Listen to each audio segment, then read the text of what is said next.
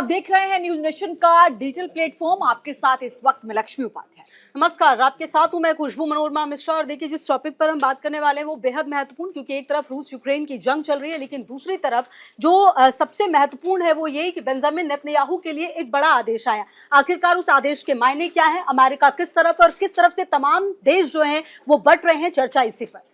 देखिए, चर्चा इसलिए महत्वपूर्ण हो जाती है क्योंकि लगातार रूस यूक्रेन की जंग आगे बढ़ रही है। इसके कहीं भी ब्रेक होने के आसार नजर नहीं आ रहे हैं। लेकिन बीते दिनों यानी कि कल की हम बात करें तो रूस की ओर से जो हमला यूक्रेन पर किया गया है वो इस युद्ध में अब तक का सबसे बड़ा हमला माना जा रहा है। और इसीलिए आशंकाएं इस बात की बढ़ गई हैं कि क्या आने वाले वक्त में यूक्रेन पर रूस परमाणु बम गिरा सकता है। क्योंकि यूक्रेन की ओर से यह बताया गया कि रूस की ओर से बैलिस्टिक इंटरकॉन्टिनेंटल मिसाइल से हमला किया गया है। हालांकि रूस की ओर से जो बयान सामने आया है उसमें यह बताया गया कि इस तरीके की जो हमले की बातें सामने आ रही हैं, ये एक इंटरमीडिएट मिसाइल थी, जिसको आप कह सकते हैं कि एक्सपेरिमेंट के तौर पर इसका इस्तेमाल किया गया है। लेकिन अमेरिका इस पूरे जो वाक्य बना हुआ है, जो पूरे हालात बन रहे हैं, इस पर उसकी क्या आगे की प्रक्रिया या प्रतिक्रिया या आगे का मैसेज या आगे का आपकी रिएक्शन क्या होगा, इस पर सभी की निगाहें टिकी हुई है। बिल्कुल। और देखिए, सबसे इम्पोर्टेंट ये भी हो जाता है कि सब कुछ के बाद जो रूसी राष्ट्रपति हैं पुतिन, उनका एक बयान सामने आता है, संबोधन सामने आता है देश के नाम। और जो रॉयटर्स के मुताबिक है, उन्होंने कहा कि पश्चिमी हमले के जवाब में रूस ने नई इंटरमीडिएट रेंज बैलिस्टिक मिसाइल की टेस्टिंग की है। पुतिन ने कहा कि हमें उनके खिलाफ हमला करने का अधिकार है जो हम पर हमला करते हैं। तो आप इसी से समझिए। और देखिए, कहीं ना कहीं जो रूस है वो निश्चित तौर पर एक ऐसा देश है जो जवाब देने की हालत में है। आप अगर कंपैरिजन अमेरिका से भी करें, अगर सेना की किसी किसी बातों पर, चाहे आप वो मिसाइल को लेकर करें या फिर वायुसेना की शक्ति पर करें या मिसाइल्स को लेकर, बैलिस्टिक मिसाइल को लेकर, कहीं कहीं पर रशिया 20 नजर आता है जबकि अमेरिका 19 नजर आता है। तो ऐसे में आप रूस की ताकत को कहीं से भी कम नहीं आंक सकते। ऐसे में जब हमला लगातार यूक्रेन की तरफ से हो रहा है तो देखिए, यूक्रेन को सपोर्ट जरूर अमेरिका का है, नाटो देशों का है, लेकिन कहीं ना कहीं रूस इन तमाम स्थितियों को बहुत बेहतर तरीके से समझ रहा है, कैलकुलेशन कर रहा है और वो अब ये समझ रहा है कि किस तरीके से उसको इसका जवाब देना है। देखिए, हाल ही में कुछ तस्वीरें ऐसी भी सामने आई थी जहां रूस की ओर से शेल्टर होम्स जो बनाए जाते हैं, जिसमें आप कहिए कि जब युद्ध की स्थिति बनती है तो जहां पर लोगों को सुरक्षित रखा जाता है, उनको शिफ्ट करने की तस्वीरें भी सामने आई।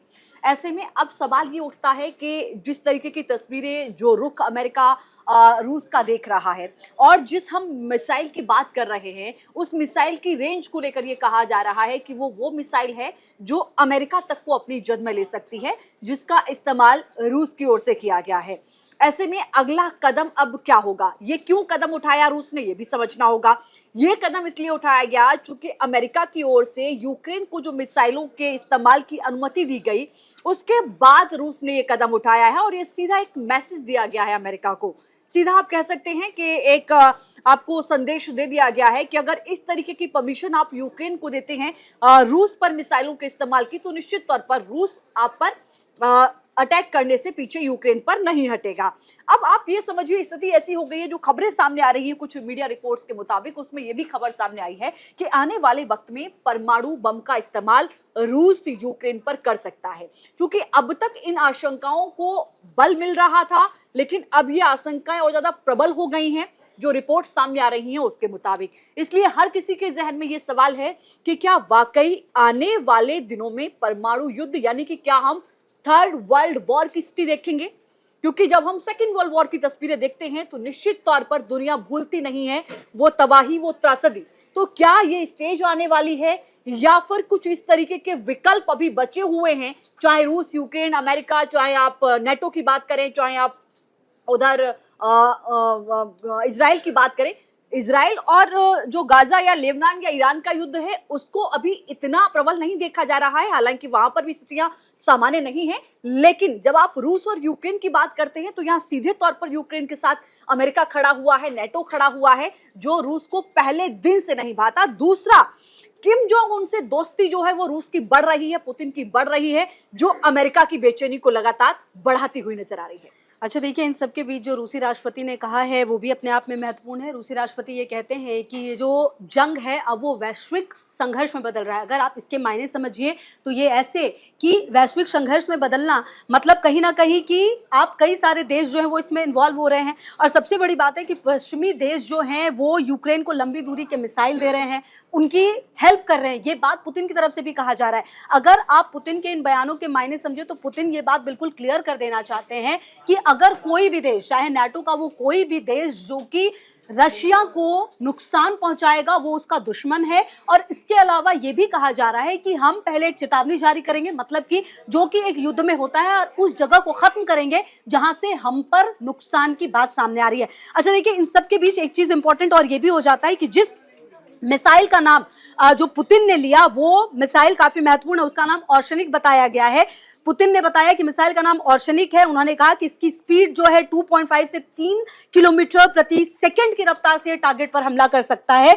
इसके अलावा उन्होंने ये भी कहा कि पश्चिमी देशों को चेतावनी देते हुए कि मॉस्को यूक्रेन की मदद करने वाले किसी भी देश के सैन्य ठिकानों पर हमला कर सकता है। और जिस तरीके से निप्रो शहर पर यह पूरा हमला हुआ उसके बाद ये पूरी परिस्थितियां बदली हैं, लेकिन इन सब के बीच जो नहीं बदला वो ये कि पुतिन ने बिल्कुल क्रिस्टल क्लियर तमाम चीजों को रखा है कि अगर आप हम पर हमला करेंगे, और साथ ही साथ जो भी देश यूक्रेन की मदद कर रहे हैं, शुरुआत से अमेरिका के साथ साथ नाटो देश, वो उनको क्लियर कह रहा है कि जो भी देश मदद करेंगे उनके सैन्य ठिकानों पर हम भी हमला करेंगे।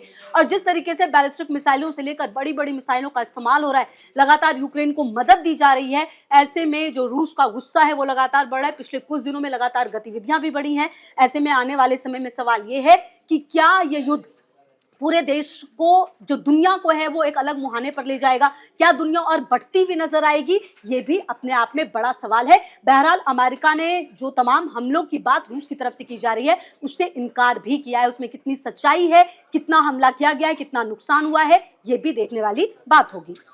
हालांकि देखिए, जेलेंस्की की ओर से भी इस पूरे हमले को लेकर बयान सामने आ चुका है। नुकसान भी यूक्रेन को बताया जा रहा है, लेकिन अमेरिका का जब जिक्र होता है तो निश्चित तौर पर ये रूस को बेहतर तरीके से पता है कि पहले दिन से लेकर अब तक यूक्रेन के साथ अमेरिका निश्चित तौर पर खड़ा हुआ है।